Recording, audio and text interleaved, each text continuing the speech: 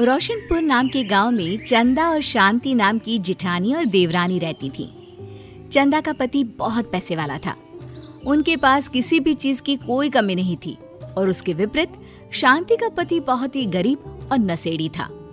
शांति चंदा के घर में काम करके अपना घर चलाती थी। भाभी, घर पर खाने के लिए कुछ भी नहीं है। अगर आप थोड़ा खाना दे पाए तो बहुत मेहरबानी होगी। मुझे जो भी पैसे मिलते हैं वो तो आपके देवर नशे में उड़ा देते हैं। ये तुम लोगों का ना रोज रोज का ड्रामा हो गया है। अब देवर जी कमाते नहीं है तो मैं क्या करूं? तुम्हारा पति तो तुम्हारी सारी कमाई दारू में उड़ा देता है। रहने दो भूखा उसे। अरे ऐसे मत बोलिए भाभी, आप तो जानती ही हैं कि वो मन के कितने साफ हैं, पर इस बेरोजगारी के कारण उन्हें दारू पीने की लत लग गई है। अरे अपना ये रोना गाना बाद में कर लेना, पहले काम निपटा ले घर का। मेरा और टाइम खराब ना कर। जा गेहूं पीस ले, फिर तुझे कपड़े भी धोने हैं। शांति रसोई घर में जाकर गेहूं पीसने लगती है। पीसते पीसते कुछ गेहूं वहां कपड़ों में गिर जाते हैं, जिसे देखकर उसके दिमाग में एक आइडिया आता है। क्यों ना ऐसे ही थोड़े गेहूं मैं अपने पल्लू में बांधकर घर ले जाऊं, फिर एक बर्तन में जमा कर लूंगी और उसे पीसकर रोटी बना लूंगी। कुछ दिन तो ऐसे ही चलता रहा, मगर फिर एक दिन चंदा ने शांति को ऐसा करते हुए देख लिया। अरे पहले तो मुझे लगा तुम लोग बस गरीब हो, पर तुम लोग तो चोर भी हो। चोरनी कहीं की। मुझे तो लगता था तू गेहूं पिसती है, पर तू तो अपने पल्लू में गेहूं छुपा कर ले जाती है। निकल मेरे घर से। मुझे माफ कर दो भाभी, हमारे पास खाने के लिए एक दाना तक नहीं था, इसलिए मुझे ये सब करना पड़ा। अरे तुम लोग मेरे रिश्तेदार हो, इसीलिए दया कर तुझे मैंने अपने घर पे काम पर रख लिया, पर तू और तेरा पति हमारे खानदान का नाम मिट्टी में मिलाने पर उतारू हो चुके हैं।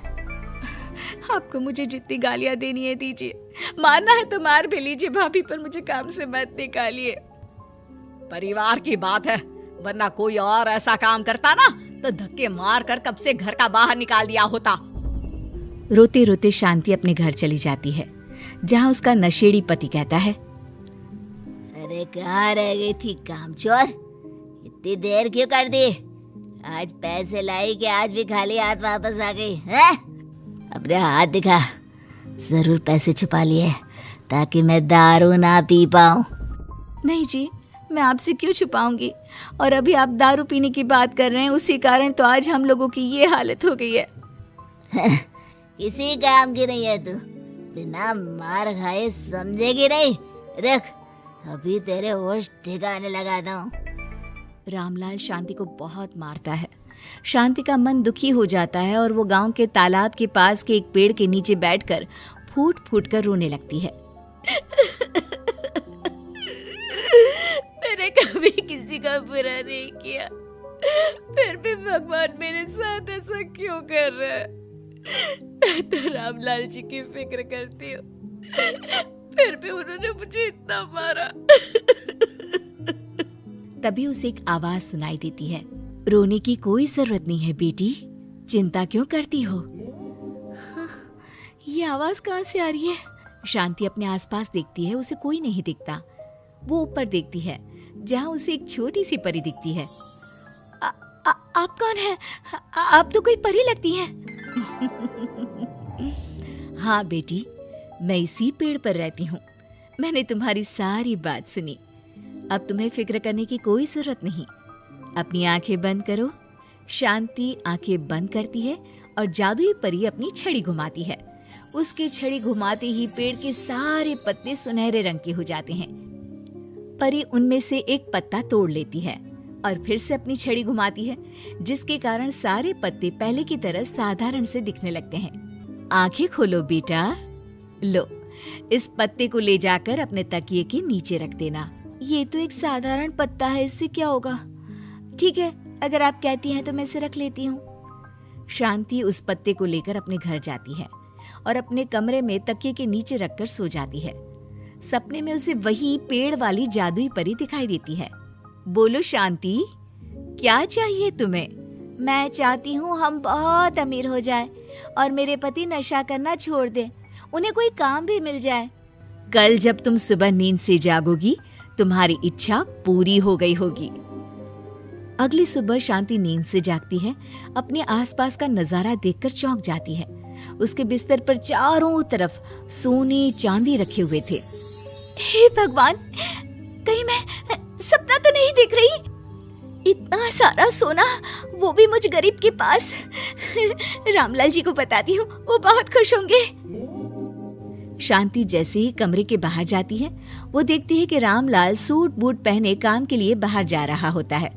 मुझे शहर में एक नौकरी मिल गई है शांति, मुझे आने में देर हो जाएगी, घर का ध्यान रखना। और इस तरह शांति बहुत अच्छा जीवन बिताने लगती है। उसके पास अब किसी भी चीज की कमी नहीं रह जाती।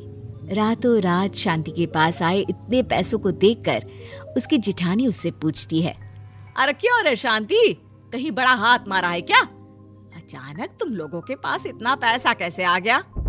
नहीं नहीं भाभी, ये सब तो जादुई परी के दिए हुए पत्ते का कमाल है। शांति जादुई पत्ते के बारे में सारी बात चंदा को बताती है, जिसे सुनकर चंदा के मन में लालच आ जाता है और वो झूठ मूठ रोते हुए उसी पेड़ के नीचे जाती है जहाँ उसकी रोने की आवाज सुनकर जादुई परी कहती है, क्या हुआ बेटा, क्यों रो रही हो? मैं बहुत गरीब हूँ, मेरे पति मुझे बहुत मारते हैं, अब मैं जीना नहीं चाहती। चिंता मत करो बेटा, अपनी आंखें बंद करो। जादुई परी चंदा को भी उसी पेड़ का एक पत्ता देती है और तकिए के नीचे रखने को कहती है। चंदा उस पत्ते को लाकर अपने तकिए के नीचे रख लेती है और अगली सुबह जब उठती है तो उसके कमरे में चारों तरफ सांप बिच्छू रहते हैं। अरे बचाओ बचाओ, कोई मुझे बचाओ, ये कैसा पत्ता है जिसे लाने के बाद उस गरीब शांति के पास तो इतना सारा सोना आ गया, और मेरे चारों तरफ ये सांप बिच्छू, अरे कोई बचाओ। चंदा अपनी जान बचाती हुई शांति के पास जाती है।